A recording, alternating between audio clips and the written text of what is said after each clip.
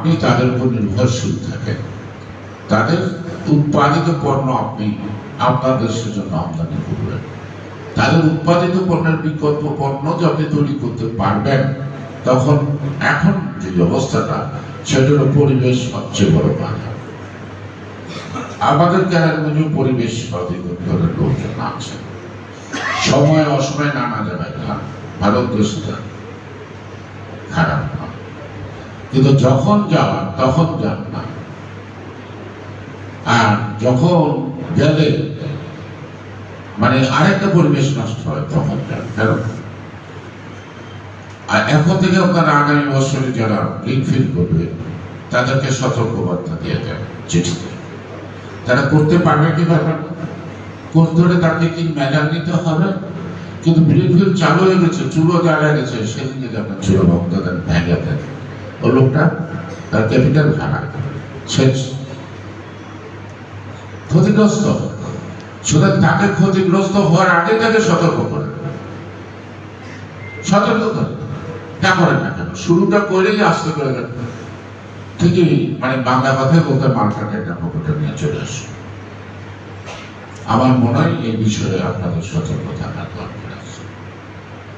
মানব সুযোগ সুতরাং সুযোগ দিবে, কিন্তু আপনারা যদি সুযোগ না দেন, কেউ কোনো সুযোগ নেওয়ার সুযোগ নাই, এটা আপনাকে মানতে হবে, এটা আপনাকে মানতে হবে। এই জন্য আপনার প্রশাসনকে খুব সুচিন্তিত ভাবে প্রত্যেকটা পদক্ষেপ আপনাকে সেভাবে গ্রহণ করতে হবে, যাতে আপনি ভালো কাজ করতে গিয়ে আরেকটা মন্দ পরিবেশ সৃষ্টি না হয়।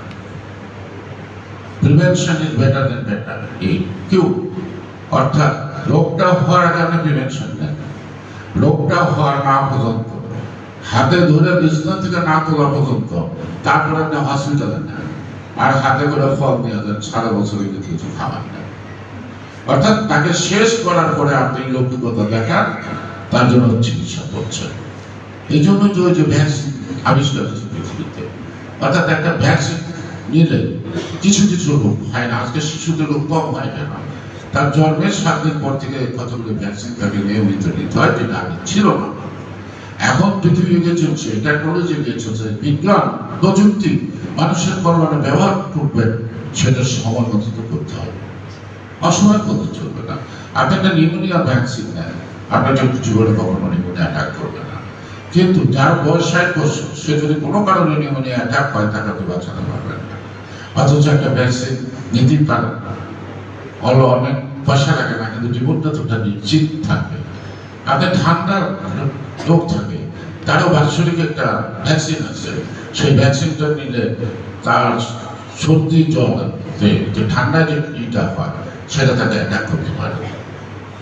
সে কারণে সবকিছুতে কিন্তু এখন আমাদের কিন্তু প্রত্যেকটা পদক্ষেপ ওই বিবেচনায় নিতে হবে। আমাদের 31 দফাটা আমরা যখন দিয়েছি, এই 31 দফার ভিত্তিতে আন্দোলন সংগ্রামের মধ্য দিয়ে একটি অনিয়মতান্ত্রিক সরকারের পরিবর্তন ঘটানো হয়েছে। তাদের একটি নিয়মতান্ত্রিক পন্থায় আমরা যেই দেশটা, যেই সুখ আমরা ভোগ করতে চাই, প্রত্যাশা করি, সেটা নিশ্চয়ই তার পথ আছে। সুতরাং এই 31 দফার মধ্যে যে সকল সমস্যার কথাগুলি বলছেন, সেই সমস্যাগুলি চিহ্নিত করার পাশাপাশি সেইটাকে কার্যকর করারও কিছু ব্যবস্থা আছে। আজকে যিনি বললাম কেরানীগঞ্জে কোনরা এই স্বাস্থ্য বিষয় নিয়ে যখন আমাদের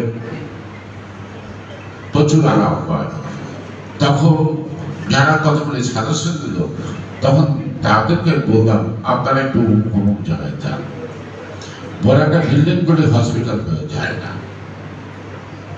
ওই জায়গায় একটা বিল্ডিং আছে, হসপিটাল আছে, সন্ধ্যার পরে গেলে মাদকের আসলে একটা মারা হয়েছে, চেয়ারম্যান করবেন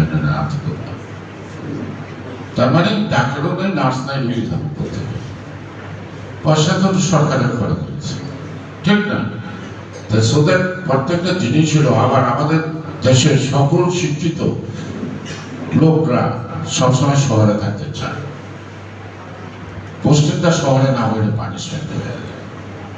তাহলে আপনি ডাক্তার থাকেন ঢাকায় পিজিতে নয়, ঢাকা মেডিকেলে, তাহলে আমি গ্রামে হসপিটাল বানাতাম।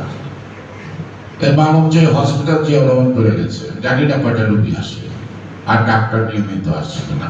যদি ওইটা আমার এখতিয়ারে বেড়ে টাকা দিয়ে বলে তারা দেখবে, তারা জানবে আমার। কিন্তু আমি জানি যে এটা ভিত্তিপ্রস্তর সঙ্গে ছিলাম, প্রেসিডেন্ট জিয়াউর রহমান করে। এটা ছিল সি অফিস।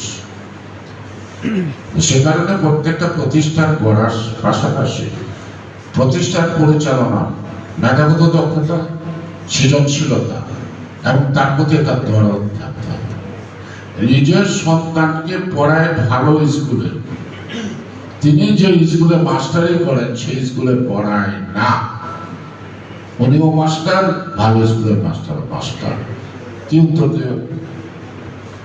উত্তরটা দেব কি দেব? যে আমি একটা প্রতিষ্ঠান